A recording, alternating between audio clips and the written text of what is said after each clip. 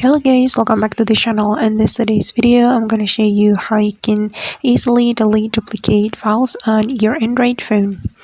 Alright guys, first of all, open your file manager application on your Android phone.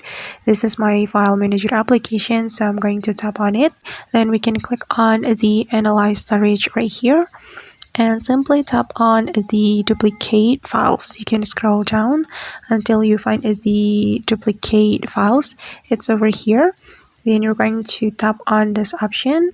Then you just need to select the duplicate files that you want to delete from your device, and I'm gonna go with this one and also this one. Then after we're done selecting the duplicate files that we want to delete, we can tap on this delete button. Then the duplicate files on your Android phone will be deleted.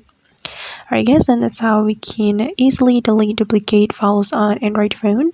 I hope this tutorial will be useful for you. Thank you so much for watching, and if you found this tutorial helpful, don't forget to hit the like button, leave your comments, and also subscribe to this channel. See you on the next video.